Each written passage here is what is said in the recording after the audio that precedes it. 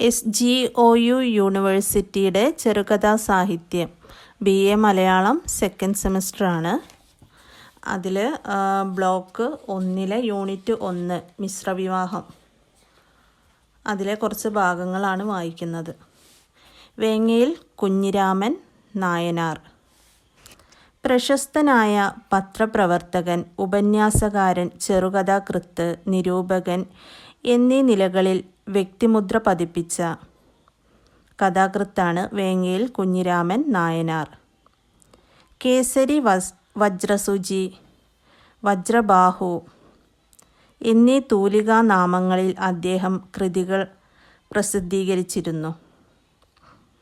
ആ കാലഘട്ടത്തിൽ കേരളത്തിൽ നിലവിലുണ്ടായിരുന്ന സാമൂഹ്യ വ്യവസ്ഥയെ, പ്രത്യേകിച്ച് സാമൂഹികാസമത്വത്തെ കേസരി നിശിതമായി വിമർശിച്ചിരുന്നു.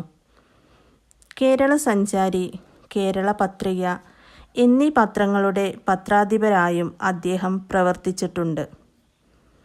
1892 മലബാർ ഡിസ്ട്രിക്ട് ബോർഡിൽ അംഗമായി. കോയമ്പത്തൂർ കൃഷി വിദ്യാശാലയിലെ അംഗമായും ഇംഗ്ലണ്ടിൽ പഠിക്കുന്ന ഇന്ത്യൻ വിദ്യാർത്ഥികളുടെ ക്ഷേമ പ്രവർത്തനത്തിനു വേണ്ടി രൂപവൽക്കരിച്ച ഉപദേശക സമിതിയിൽ അംഗമായും പ്രവർത്തിച്ചിട്ടുണ്ട്. ജോർജ് ചക്രവർത്തിയുടെ പട്ടാഭിഷേക സമയത്ത് ബ്രിട്ടീഷ് സർക്കാർ കീർത്തിമുദ്ര നൽകി നായനാരെ ആദരിച്ചിരുന്നു. 1912 അദ്ദേഹം മദിരാശി നിയമസഭയിൽ അംഗമായി. മലബാർ, ദക്ഷിണ കർണാടകം എന്നീ ജില്ലകളിലെ ജന്മിമാരുടെ പ്രതിനിധിയായിട്ടാണ് നിയമസഭാംഗമായി പോയത്. 1914 നവംബർ 14 നിയമസഭയിൽ പ്രസംഗിച്ചുകൊണ്ടിരിക്കെ ഹൃദയസ്തംഭനത്താൽ കുഴഞ്ഞു വീണ് മരിച്ചു. അദ്ദേഹത്തിൻ്റെ ഭാഷ ലളിതവും സരസവുമാണ്. അവതരണ ഹൃദ്യവും ഭാഷയുടെ സുതാര്യതയെ ജീവനാഡിയാക്കുന്നവയാണ്. വേങ്ങയിൽ കുഞ്ഞിരാമൻ നായനാരുടെ സൃഷ്ടികൾ ദ്വാരക, മേനോക്കിയെ കൊന്നതാര്, മദിരാശി പിത്തലാട്ടം, പൊട്ടം ഭാഗ്യം, കഥയൊന്നുമല്ല എന്നിവയാണ് പ്രധാന കൃതികൾ. വാസനാവികൃതി മലയാളത്തിലെ ആദ്യത്തെ ചെറുകഥ എന്ന് കരുതപ്പെടുന്ന കൃതിയാണ് വേങ്ങയിൽ കുഞ്ഞിരാമൻ നായനാർ രചിച്ച വാസനാവികൃതി. 1891 വിദ്യാവിനോദിനി മാസികയിലാണ് ഇത് പ്രസിദ്ധീകരിച്ചത്. പാരമ്പര്യവശാൽ കള്ളനായ ഇക്കണ്ടക്കുറുപ്പാണ് ഈ കഥയിലെ നായകൻ. ഇക്കണ്ടക്കുറുപ്പ് എന്ന കള്ളൻ രാജശിക്ഷ കഴിഞ്ഞ് പുറത്തു വന്ന് തൻ്റെ പൂർവ്വകഥ പറയുന്ന മട്ടിൽ രചിച്ചിട്ടുള്ള ലഘു ആഖ്യാനമാണ് വാസനാവികൃതി. മുഖ്യ കഥാപാത്രം സ്വന്തം കഥ പറയുന്ന മട്ടിൽ ഉത്തമ പുരുഷ ആഖ്യാന സ്ഥാനത്തു നിന്നുകൊണ്ടാണ് രചന. രാജശിക്ഷ അനുഭവിച്ചിട്ടുള്ളവരിൽ എന്നെപ്പോലെ ഭാഗ്യഹീനന്മാരായി മറ്റാരും ഉണ്ടായിട്ടില്ല എന്ന കഥാനായകൻ്റെ ആത്മകഥാപരമായ പ്രസ്താവനയുമായി തുടങ്ങുന്ന കഥയാണ് വാസനാവികൃതി. ഈ കഥയിൽ കാണുന്ന കൗതുകകരമായ വസ്തുത കൂടിയാട്ടത്തിലെ വിദൂഷകൻ്റെ ആഖ്യാനവുമായി അതിനുള്ള ബന്ധമാണ്.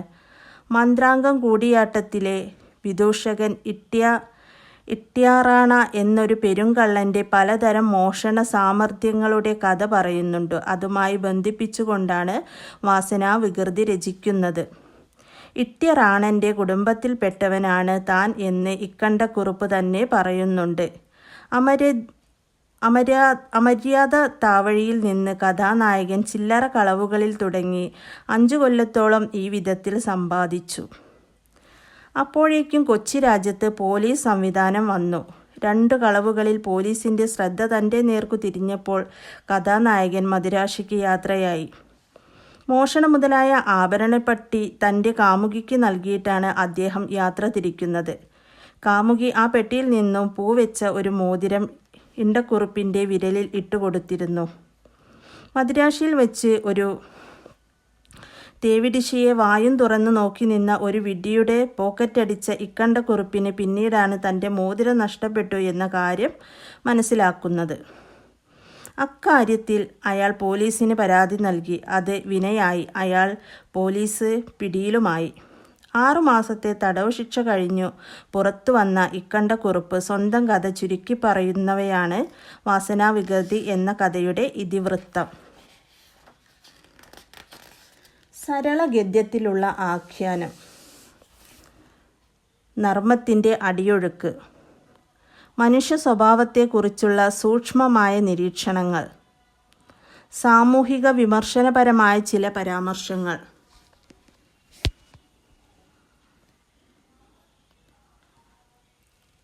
അനുഭവങ്ങളുടെ വെളിച്ചത്തിൽ തിന്മയുടെ ലോകത്ത് നിന്ന് പിൻവാങ്ങി നല്ല വഴിക്ക് ജീവിക്കുവാനുള്ള മുഖ്യ കഥാപാത്രത്തിൻ്റെ തീരുമാനത്തിൽ തെളിയുന്ന മൂല്യബോധം എന്നിവ ഈ രചനയെ ശ്രദ്ധേയമാക്കുന്നു.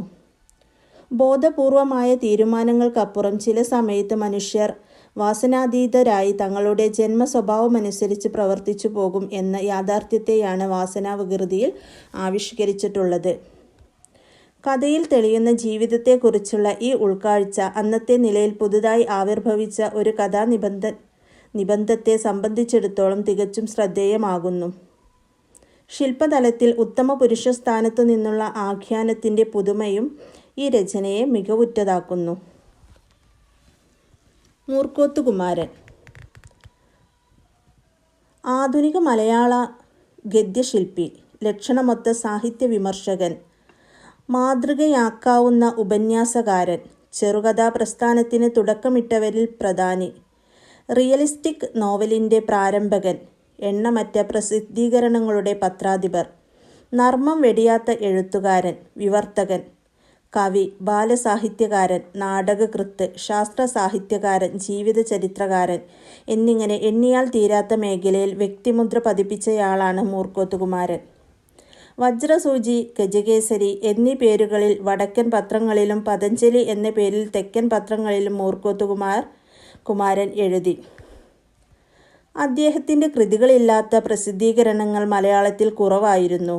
ആകെ 24 കൃതികളാണ് പ്രസിദ്ധപ്പെടുത്തിയിട്ടുള്ളത്. 7 നോവലുകൾ രചിച്ചിട്ടുണ്ട്. കീറ്റ്സിൻ്റെ ഇസബെല്ലയുടെ സ്വതന്ത്രാവിഷ്കാരമായ ആശാകുല മികച്ച കാവ്യകൃതിയാണ്. ജീവചരിത്ര ഗ്രന്ഥങ്ങളും 2 നാടകങ്ങളും ബാക്കി ചെറുകഥകളുമാണ് അദ്ദേഹത്തിൻ്റേതായിട്ടുള്ളത്. കഥാപാത്രങ്ങളുടെ നാനത്വം, ഇതിവൃത്തങ്ങളുടെ വൈവിധ്യം, രചനാശില്പ വൈചിത്ര്യം, എല്ലാറ്റിനും ഉപരിയായി വാക്കുകളിലൂടെ അവതരിപ്പിക്കുന്ന സാരസ്യം എന്നിവയാണ് മൂർക്കോത്തിൻ്റെ കഥകളുടെ സവിശേഷതകൾ. സാഹിത്യത്തിലെ ഒട്ടുമിക്ക ശാഖകളിലും വ്യക്തിമുദ്ര പതിപ്പിച്ചുകൊണ്ടാണ് മഹാകവി ഉള്ളൂർ സാഹിത്യ ചരിത്രത്തിൽ മൂർക്കോത്തിനെ വടവൃക്ഷം എന്ന് വിശേഷിപ്പിച്ചത്. മലയാള ഭാഷയിൽ ആദ്യം പ്രസിദ്ധീകരിച്ച ചെറുകഥ കേസരിയുടെ വാസനാവികൃതിയാണെങ്കിലും ലക്ഷണയുക്തമായ ആദ്യത്തെ ചെറുകഥ മൂർക്കോത്ത് കുമാരൻ്റെ കലികാല വൈഭവം ആണെന്നാണ് നിരൂപക പക്ഷം. 1800